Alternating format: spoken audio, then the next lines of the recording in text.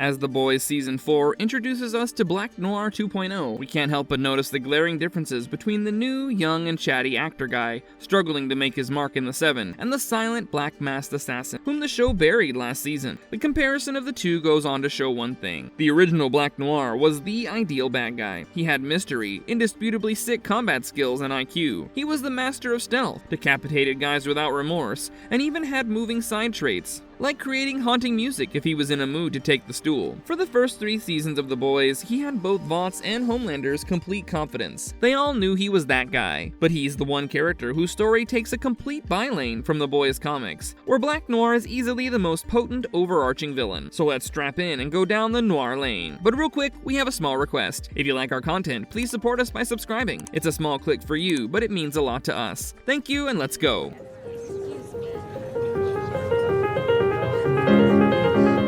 Black Noir's twisted connection to Homelander. In the comics, Black Noir's origins go right back to Homelander. He is in fact Homelander's clone, which kind of makes him Homelander's brother. Vought created him as a spare for their most powerful soup yet. Just in case Homelander goes a little extra crazy, Black Noir, who is just as powerful, can take Homelander out and resume his role. So the entire reason for Black Noir's existence was to neutralize Homelander when the time came. But of course, he was injected into the Seven and was such an asset that, for all intents and purposes, Vought swept his origin under the rug. The Prime series introduces Black Noir as an original member of the Seven alongside Homelander, but they most definitely do not share DNA. For one, Homelander is white and Black Noir is black. However, Black Noir was with Team Payback back in the 1980s, when Homelander was just a kid raised in a Vought lab. And coming from that era, he appeared to know many details about Homelander's past.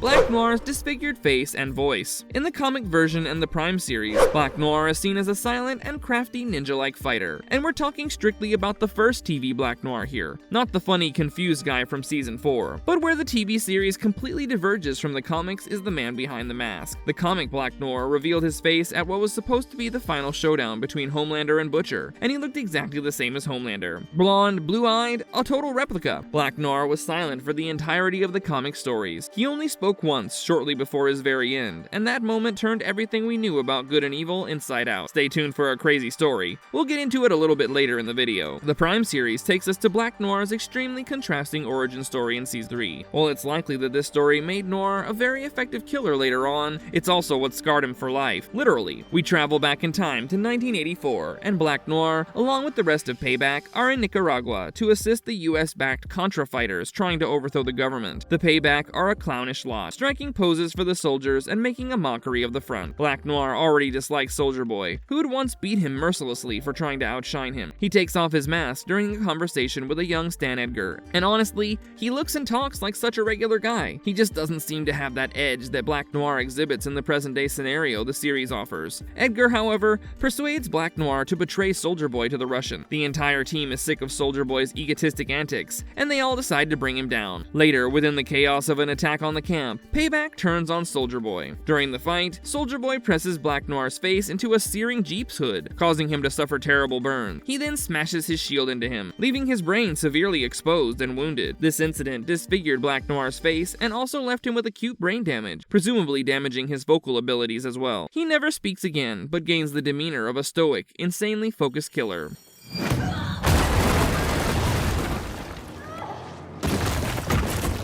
He was there when Starlight was sexually assaulted. The TV series Black Noir has a sensitive bone, though it isn't easily activated. A scene that shows this side of him best is one from his Syrian mission against the terrorists in Season 2, where he tries to calm a kid who has seen him carrying Naqib's head through his bedroom. He bobs a bunny for this little kid, trying to amuse and distract him in the middle of the grim situation. Let's be real, the bunny dance is not going to wash off any trauma from the kid's young mind, but it shows that Noir isn't a completely unfeeling, cold-blooded specimen, so there's no way he'd have a role in what happened between Starlight and Deep at the beginning of the series. The comic Noir is different though, a psychotic nutter who can sink to any level of debauchery. When Starlight finally makes it to the Seven, she's violated by a group of 3: Homelander, A-Train, and of course Black Noir. Yep, comic Noir is a nasty piece of work, and there's no better example of that than the one we have up ahead.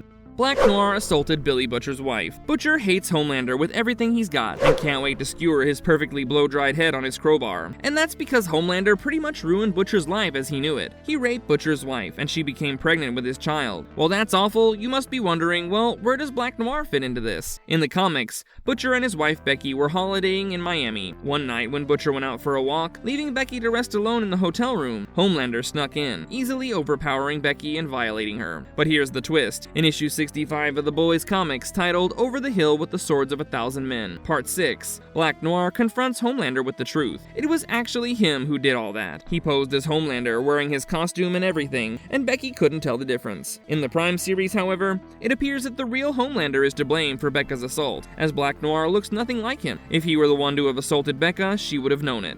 Black Noir's son in the comics. In the comics, after being assaulted by Black Noir, Becky Butcher became quite sick. We won't go into how Becky and Butcher came into this mess in the first place, as we've detailed that in another video. Top 12 differences between Billy Butcher in the comic books and TV. You can check that out. Moving on to Black Noir's dirty business though, to Butcher's inconceivable shock, in the middle of the night, Becky gave birth to a soup infant who was airborne and shooting lasers everywhere while he was still bound to Becky by the umbilical cord. Survival instinct eclipsed Butcher's senses, and he swatted the infant down with a bedside lamp. Inexhaustible, dreadful brutality, as only the boys' world can provide. This was the story of Black Noir's son's birth and quick death. The TV series, however, hasn't shown any connection between Becky and Black Noir. All the signs point toward there never being one in the future either. But you know what they say never.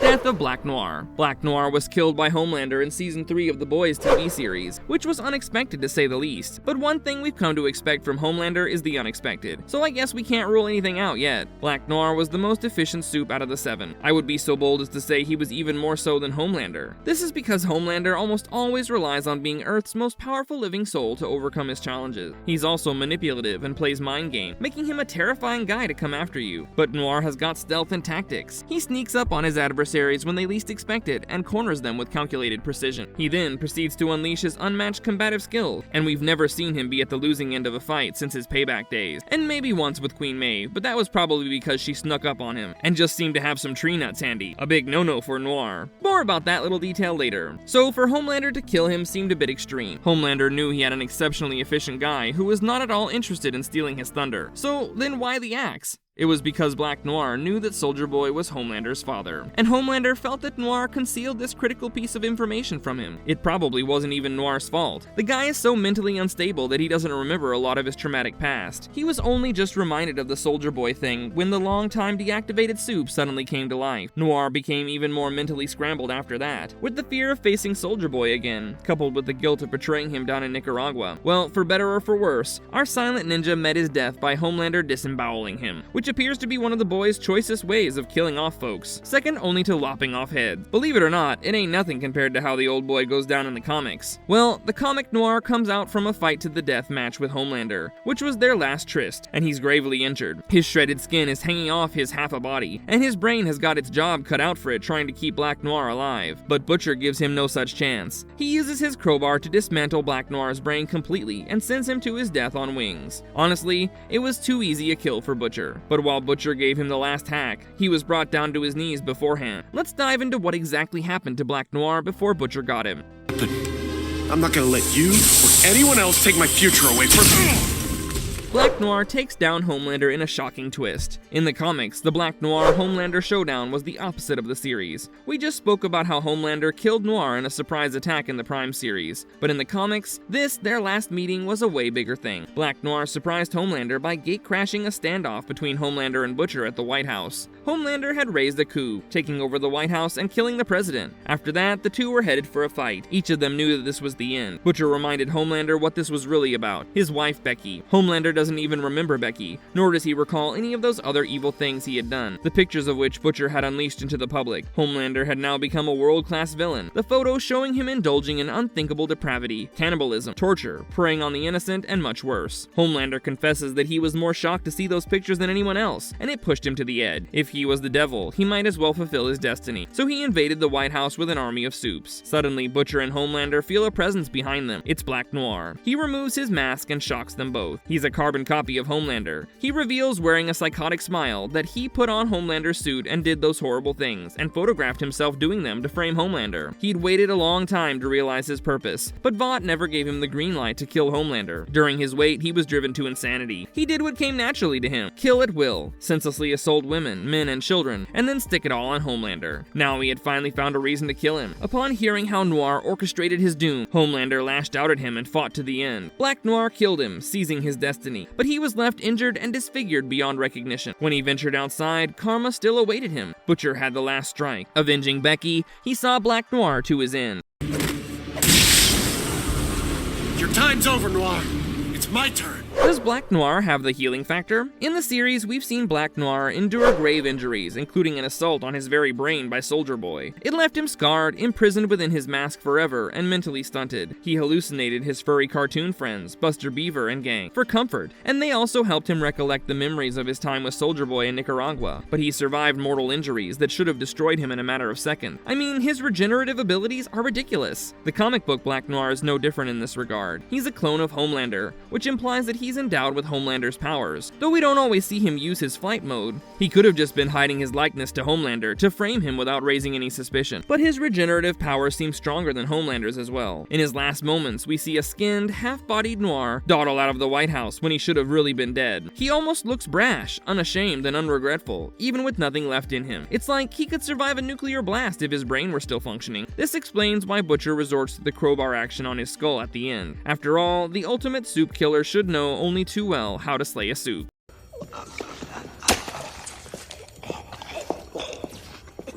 Black Noir's TV exclusive nut allergy. Black Noir's nut allergy has been alluded to plenty of times in the TV show, no doubt planted here and there for Queen Maeve to reap the reward later. When Noir overpowers Starlight in a very one-sided contest in the Vought Tower in Season 2, Maeve comes to the rescue. It seems like he's taken by surprise by Maeve's chokehold, and as he gapes for air, Maeve slips some tea tree nuts into his mouth, causing him to cave in immediately. But this is exclusive to the Prime series, as Black Noir shows no such weakness at any point in the comics.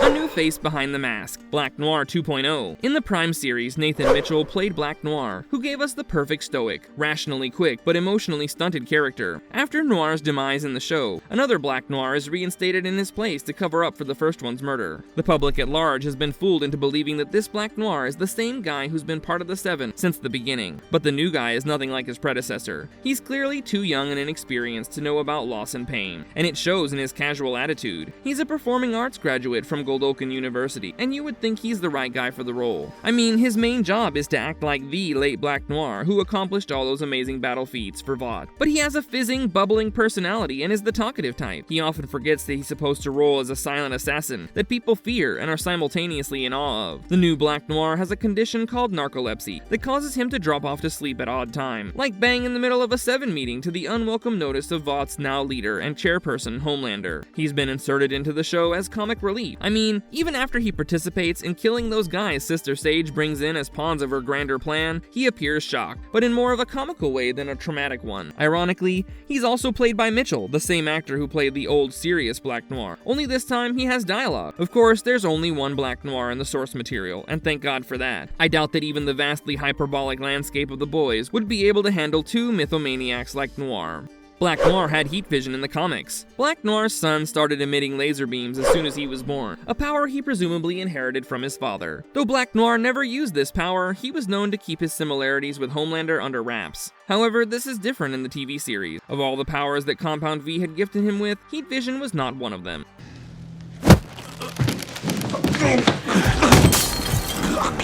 Black Noir takes the crown as the Seven's most powerful member. Black Noir is the most efficient killing machine in the Boys TV series, and he leads Homelander where it counts most. He's not overwhelmingly motivated by his ego. The biggest testament to that is that Vought, infamous for scripting crimes and saves, never uses Black Noir for such petty stuff. They use him for the actual tough mission. He has an excellent tactical mind to accompany a pretty big bag, bursting with superpowers and skills. Case in point, the time he single-handedly tracked down Butcher, smoked the place, and overpowered all the boys in Season 2. He only only stopped the beatdown when Edgar called him off after a mild threat by Butcher, who was in Noir's grip, which I still don't understand. I mean, if Noir had killed Butcher right then and there, the evidence Butcher was threatening Edgar with would have died with him. Well, even the best of shows have some loose ends, but my point is that Black Noir was the total package. He was blessed with super strength and endurance. Unlike Homelander, Queen Maeve, and the rest, who wince as they fight through pain, Black Noir was always in deadly stillness, even at his bloodiest. Crazy pain tolerance. Noir had the stamina to fight and wipe out an entire village. He's faster on his feet than Homelander and has quicker bodily reflex too. He's got regenerative healing, which had time and again saved him from getting cooked, and he has also barely aged since his payback days. And while he didn't have X-ray or heat vision and couldn't fly, he had skills that would put even the Soup Supreme to shame. He was a master martial artist, and no matter the adversary, Kimiko, Starlight, or the boys, there was no catching up with Noir's ninjutsu armory. The comic Noir is more powerful than Homelander in all aspects. I mean, he smashed Homelander up at their final foray in the White House,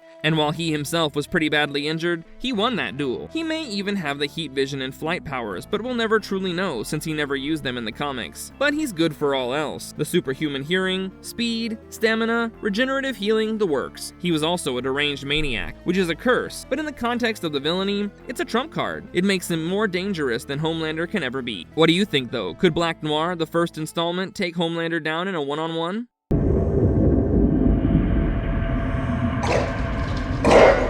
Marvelous verdict. Black Noir comes in two different packages that look about the same, but when you open them up, the comic version is a far cry from the Prime Series one. Comic Noir was born for the purpose of killing and reared with insanity. While he's still the slippery man behind the mask, his actions are so depraved and out there that they take away some of the enigma of the ninja suit. He is, however, the overarching villain in the comics, and you've gotta hate him for what he did to Homelander. The Prime Series Noir is the character's saving grace. He's by far the best thing Vought ever created. He always comes off at the top of every mission he's a part of, owing to his predominant battle smarts and skills, more than his superpowers. In fact, I'm convinced if Homelander hadn't reeled him in closer with his melodrama, Black Noir would have never been so easily eradicated from the scene. The best thing about him is that he never gets involved in the media circus, where the Soups are often seen to thrive. All this is changing now that we have Black Noir reloaded in the Boys Town. But as for the good old Black Noir, he was still the original and remains one of a kind. What about you? Do you miss Black Noir in the show? Let us know in the comments. And if you liked our content, don't forget to leave a like and subscribe to us if you haven't already. Have a good one and be safe. Thanks, everyone.